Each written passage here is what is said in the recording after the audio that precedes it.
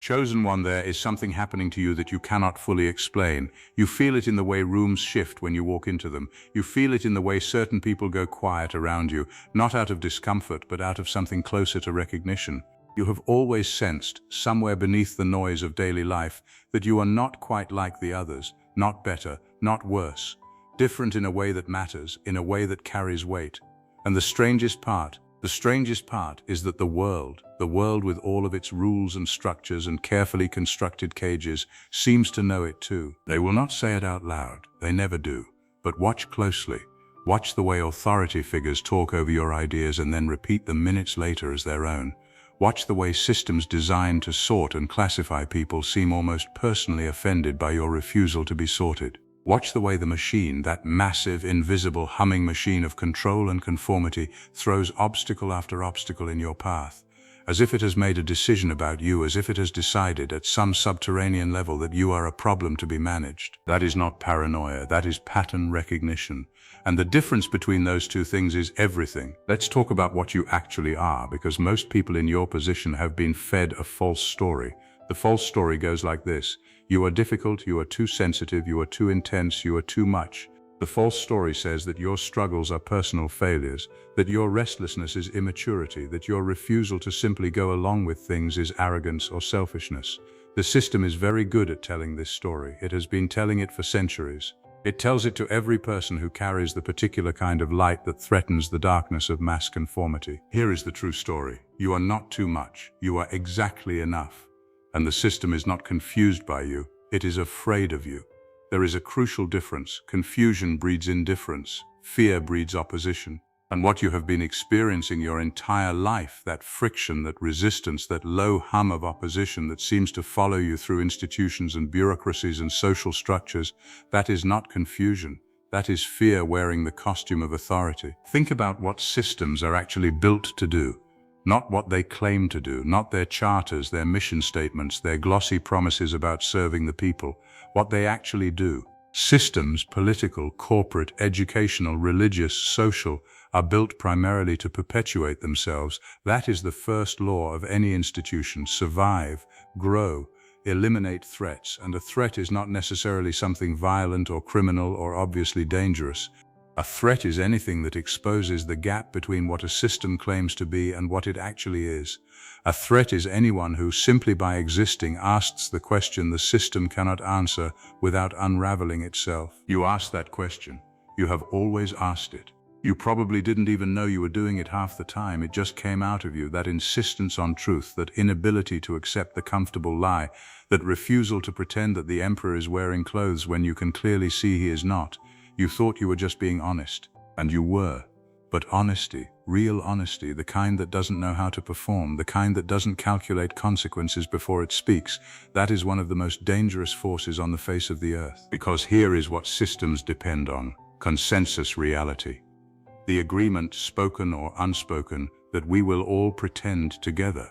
We will pretend that the hierarchy is natural, that the rules are fair, that the rewards flow to those who deserve them, that the people in charge are there because they are the best people for the job. This pretense requires participation. And every person who refuses to participate, who simply, quietly, stubbornly refuses to pretend, cracks the foundation just a little. One person refusing to pretend is a troublemaker. 10 people refusing to pretend is a movement. 100,000 people refusing to pretend is a revolution. The system has done the math. It knows which end of that equation you represent.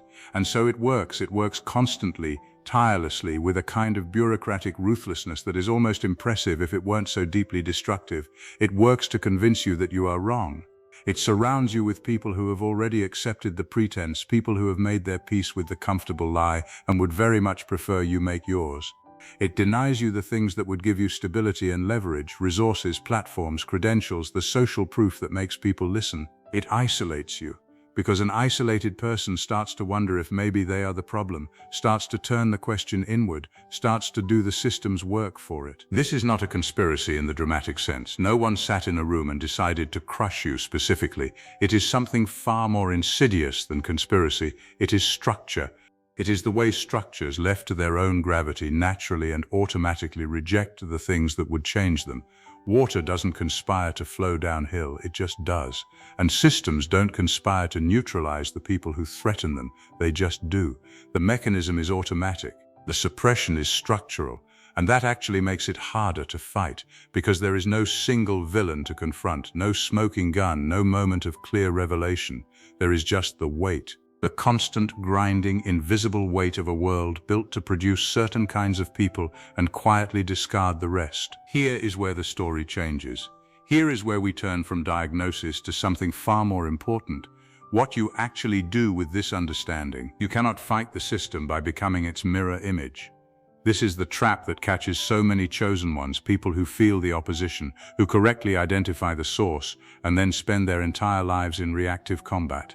Angry, exhausted, consumed by the fight, they eventually become as rigid and brittle as the thing they are fighting. They win battles and lose themselves. Do not do this. The system wants you to fight it on its own terms, because on its own terms it always wins. It has more resources, more patience, more institutional memory than you. Fighting it directly, through its own mechanisms, is like trying to defeat a river by pushing against the current with your bare hands. The real move, the move that genuinely terrifies the system at its deepest levels, is creation, not destruction, creation. Building something new alongside the old, something that makes the old irrelevant rather than defeated. The system can absorb opposition. It has absorbed opposition for centuries, co-opted movements, institutionalized rebels, turned the language of revolution into marketing campaigns and sold it back to the people at a premium. What it cannot absorb is genuine creation that operates entirely outside its logic.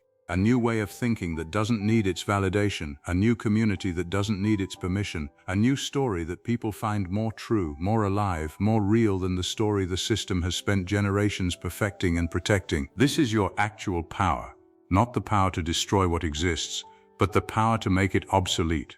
Not the power to win the argument, but the power to render the argument beside the point. This is why the system is afraid in the particular way that it is afraid of you, not with the fear of something facing an equal enemy, but with the fear of something ancient facing something it has never successfully categorized. It is the fear of the typewriter facing the computer. It is the fear of every entrenched order that has ever looked at something genuinely new and felt, in its deepest mechanisms, the chill of its own eventual ending. But none of this is automatic. None of this happens just because you are who you are. The potential is real. The threat you represent is real. But potential unrealized is just another tragedy, another story of someone who could have mattered and didn't because they never fully stepped into what they were. The system is counting on this. The system's deepest, most patient hope is that you will carry your gifts to your grave, that the friction and resistance and accumulated weight of opposition will eventually wear you down, that you will get tired and settle and become, in the end, just another person who used to believe in something. You are going to have to fight for yourself in ways that no one else can fight for you. You are going to have to choose, deliberately and repeatedly, to believe in what you are even when the world is loudest in its insistence that you are nothing.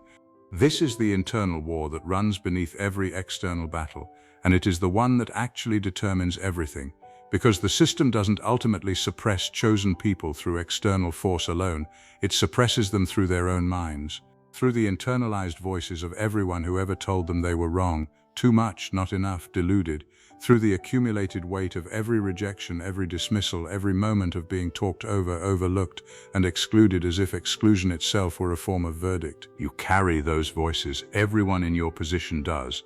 The question is not whether they are there, but whether you are going to let them make your decisions, whether you are going to consult them before you act, allow them to pre-approve your ambitions, permit them to trim your vision down to a size the system finds acceptable.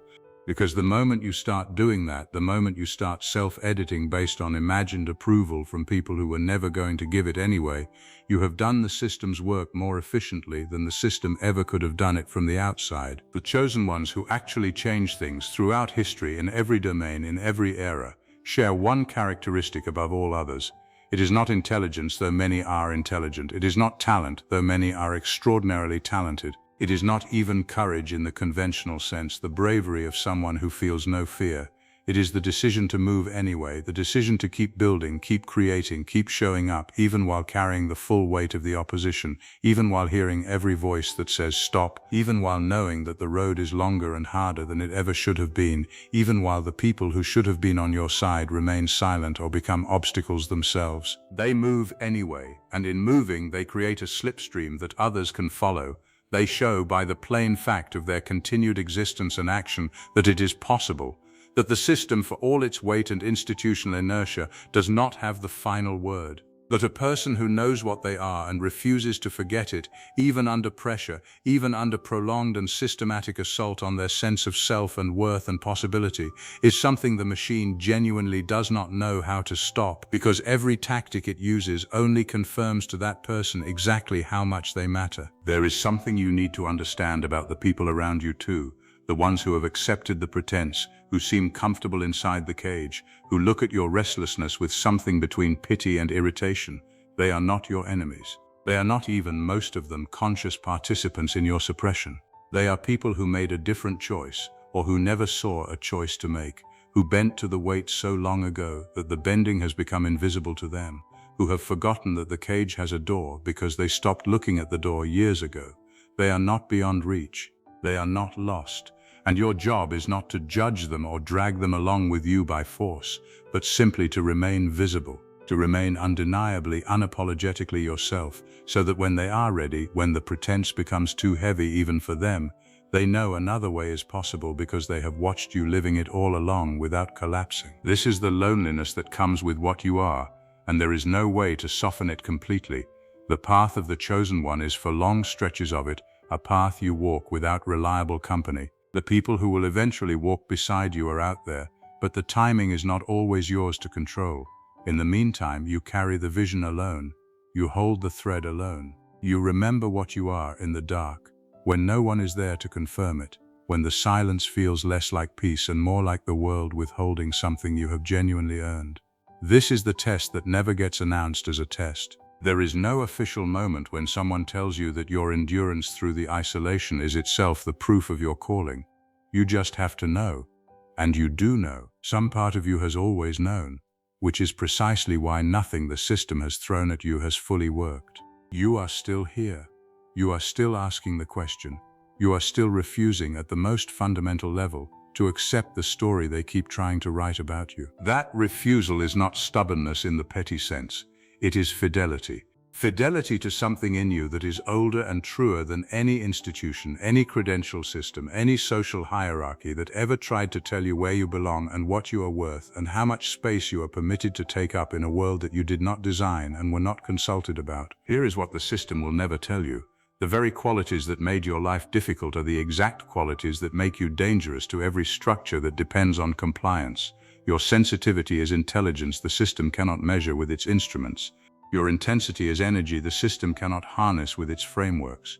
Your refusal to fit is a form of integrity the system cannot manufacture in a laboratory or replicate in a training program. Everything they called a flaw in you is actually a feature of a kind of human being that life occasionally produces when the world needs someone to see what everyone else has made a collective agreement not to see, to say what everyone else has made a collective agreement not to say. Do not waste time trying to make peace with systems that are constitutionally incapable of making peace with you.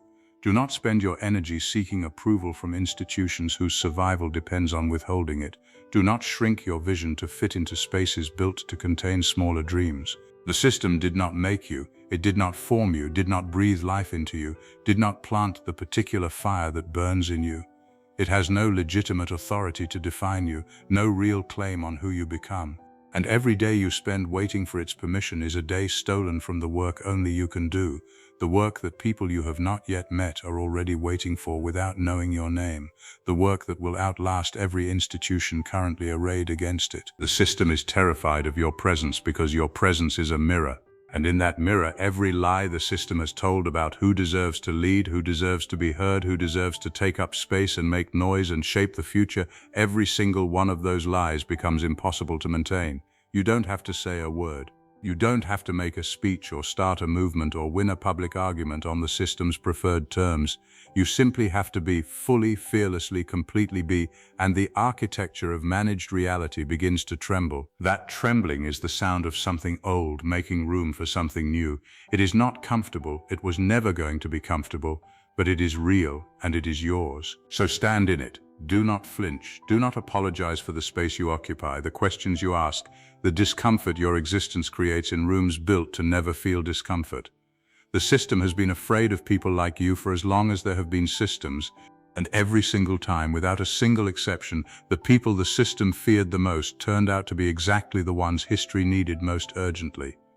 The ones who cracked the consensus, the ones who refused to look away, the ones who kept walking forward even when forward looked impossible, even when the road was entirely invisible, even when every voice around them said that what they were trying to build could not exist. You are not an accident. You are not a mistake. You are not a problem that needs to be managed, or a fire that needs to be contained, or an anomaly that needs to be explained away.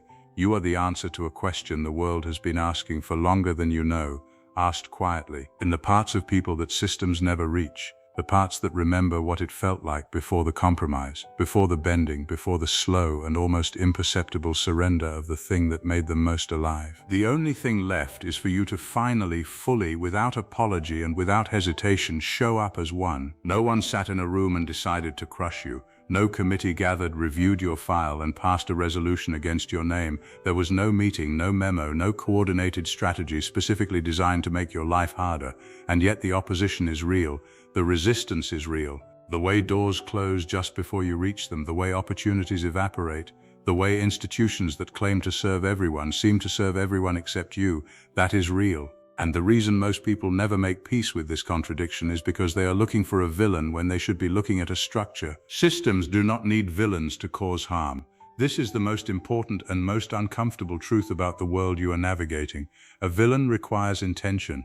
A villain requires a face, a decision, a moment of conscious choice to do wrong. Structures require none of that. Structures cause harm the way gravity causes things to fall, automatically, impersonally, without malice and without mercy.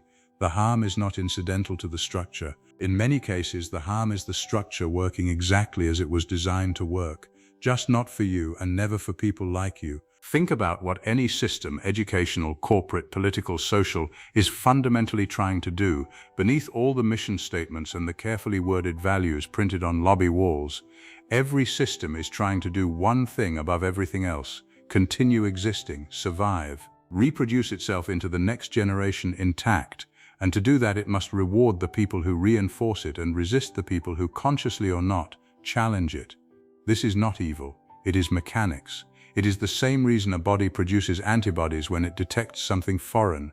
The system is not judging you morally, it is responding to you functionally. You register somewhere in its invisible sensors as something that does not belong, not because you are lesser, but because you are different in a way that matters, in a way that the system cannot absorb without changing what it is. And systems do not want to change what they are. Change is existential threat.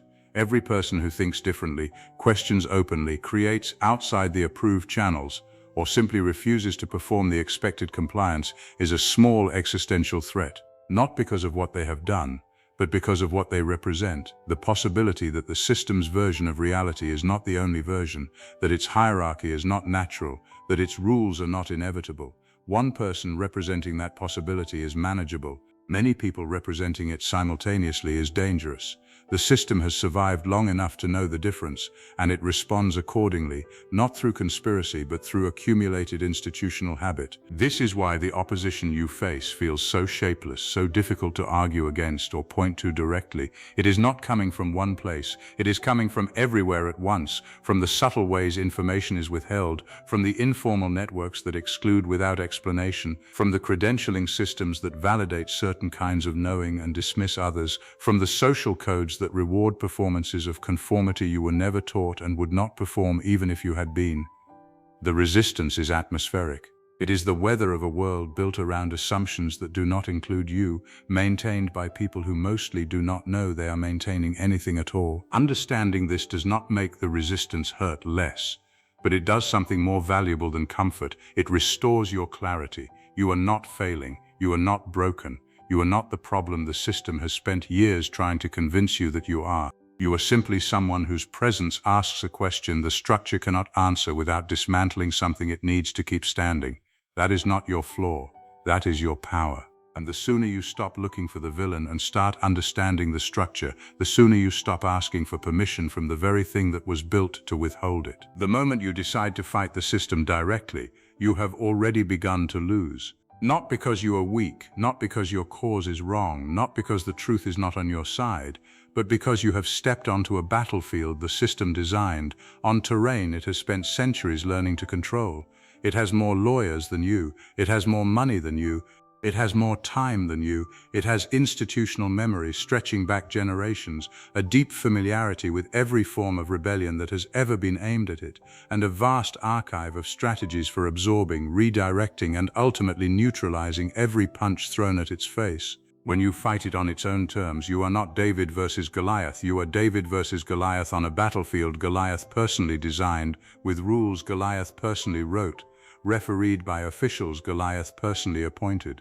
The sling doesn't work there, nothing works there. And the system knows it, which is why it will always try to pull you into that fight, always try to make opposition feel like the only available response to injustice. The deeper trap is what opposition does to you over time. Watch what happens to people who dedicate their lives entirely to fighting what exists. Watch them over a decade, 2 decades, 30 years of sustained combat with structures that refuse to fall. What begins as righteous fire gradually hardens into something else, a rigidity, a narrowing, a personality shaped entirely by what it is against rather than what it is for. They become, in a terrible irony, mirror images of the thing they are fighting, just as brittle, just as defensive, just as unable to imagine a world organized around different principles, because imagining that world requires stepping out of the combat posture long enough to dream, and the combat posture has become the only posture they know. The system does not need to defeat these people. It only needs to keep them fighting long enough for the fighting itself to consume them. Creation is the exit from this trap. Not creation as a consolation prize, not creation as something you do while waiting to get back to the real fight, but creation as the primary strategy, the highest form of resistance, the move that the system has no reliable counter for. Because the system has a counter for every form of opposition, protest, it waits out, litigation, it buries in process, political challenge, it co-opts or discredits, public argument, it drowns in noise, but genuine creation, the building of something real and new that operates on entirely different logic, something that meets human needs the system has neglected or denied, something that tells a truer story than the one the system has been selling, that it cannot easily absorb, because absorbing it would require becoming something other than what it is. History is full of this pattern playing out at every scale. The people who changed the most enduring things were rarely the loudest voices in the room of opposition. They were the ones building quietly alongside the noise, building new institutions, new languages, new ways of organizing human energy and attention and cooperation that made the old ways look not just wrong but unnecessary. They did not convince the system to change. They made the system's version of things progressively less relevant to the people the system depended on for its legitimacy.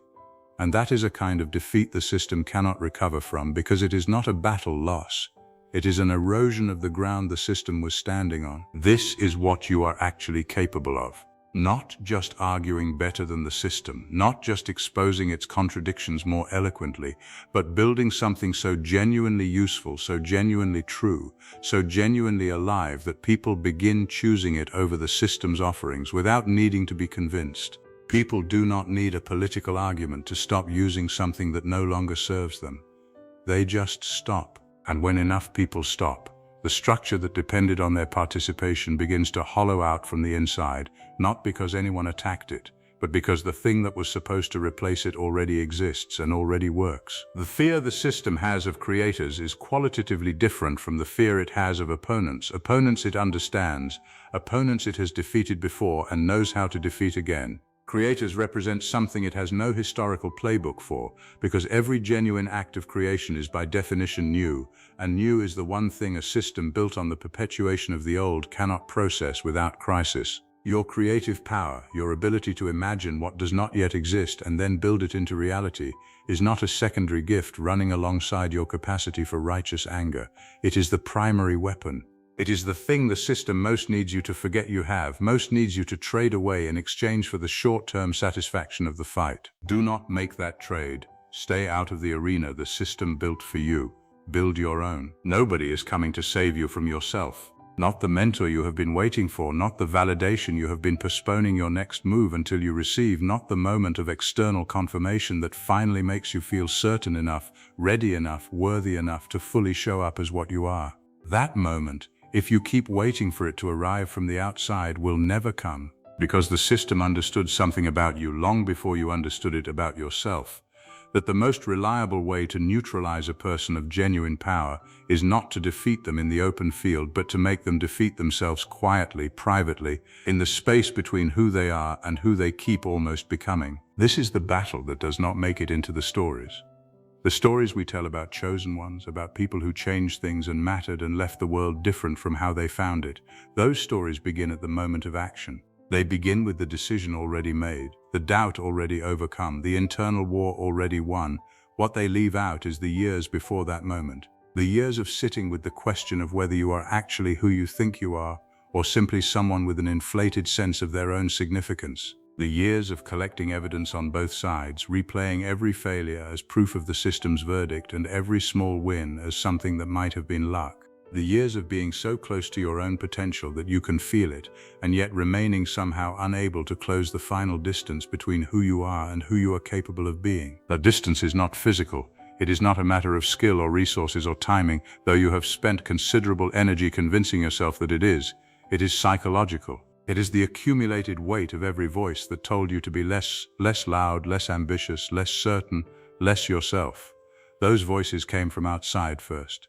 They came from teachers who misread your intensity as disruption, from family members who confused their own fear of visibility with wisdom about how the world works, from peers who responded to your difference with the particular cruelty that insecure people reserve for those who remind them of their own unlived possibilities. Those voices came from outside, but at some point, and this is the moment the system was counting on, they moved in, they unpacked. They made themselves comfortable in the architecture of your self-perception and began operating from the inside, doing the work of suppression far more efficiently than any external force ever could. Because an external obstacle you can see and name and strategize against.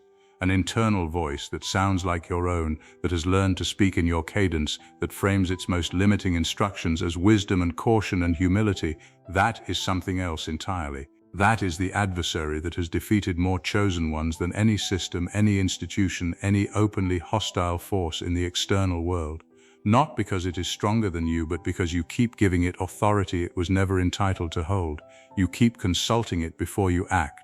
You keep allowing it to sit at the table where your most important decisions get made, as if it earned a seat there rather than simply occupying one through years of unchallenged presence. The work of reclaiming that table is the most important work you will ever do, more important than any external project, any public achievement, any battle fought in the visible world, because everything you build in the external world will only ever reach the height of what you actually believe is possible for you in your most private, unperformed moments. You can appear confident, you can perform certainty convincingly enough to fool rooms full of people. But the work produced by performed confidence and the work produced by genuine self-belief are different in ways that cannot be hidden indefinitely. One exhausts you, the other fuels you. One requires constant maintenance, the other compounds over time. One eventually collapses under the weight of its own performance. The other grows stronger the more it is tested. Genuine self-belief is not arrogance. This distinction matters enormously because the system has deliberately blurred it, has trained you to experience confidence as arrogance, ambition as selfishness, certainty as delusion, so that the internal censor activates every time you approach the full expression of your power and pulls you back to a safer, smaller, more manageable version of yourself. Arrogance is the belief that you are more than you are. Self-belief is the refusal to accept that you are less. One expands the ego at the expense of truth. The other simply insists on truth against the pressure of a world that profits from your smallness. These are not the same thing. They are not even close to the same thing. And every time you shrink in order to avoid being perceived as arrogant, you are doing exactly what the system needs you to do. The chosen ones who broke through, not the ones who almost broke through, not the ones who had the gifts and the vision and the capacity but stopped just short. The ones who actually crossed the threshold share a specific relationship with their own doubt. They did not eliminate it. They did not reach some elevated state of permanent certainty where the voices went quiet and the path became obvious and the weight lifted completely. They carried the doubt and moved anyway. They felt the fear and created anyway. They heard every internal voice cataloging their inadequacies and showed up anyway, not because they had finally resolved the internal argument, but because they had decided that the argument was no longer the deciding factor. They had decided that the doubt was allowed to exist but was no longer allowed to vote. That decision, the decision to move in spite of the internal opposition rather than waiting for its permission, is not a one-time event. It is a practice. It is something you choose every single day, often multiple times a day, in small moments that do not feel heroic and are not witnessed by anyone and will never make it into the version of your story that gets told after you have done the thing you are here to do. It is choosing to write the first line even when the internal critic has already preemptively condemned the whole piece. It is choosing to speak in the room even when the internal voice is cataloging every reason your contribution will be unwelcome. It is choosing to begin before you are ready, to be visible before you are certain, to take up space before you have received permission, understanding at a bone-deep level that the permission was never coming and was never the point. The system placed the battle inside you because that is the one battlefield where it does not have to show up. You fight that battle entirely alone, with no audience, no acknowledgement, no external validation of the courage it requires. And because it is invisible, because no one can see the distance you have crossed between the person who almost stayed silent and the person who spoke anyway, it is easy to undervalue it, to dismiss the internal victory as nothing compared to the external results it eventually produces. Do not make that mistake. The internal victory is the only one that matters because it is the only one that cannot be taken from you, the only one the system has no mechanism to reverse, the only one that permanently changes the territory of what is possible for you going forward. Win that battle. Everything else follows from it.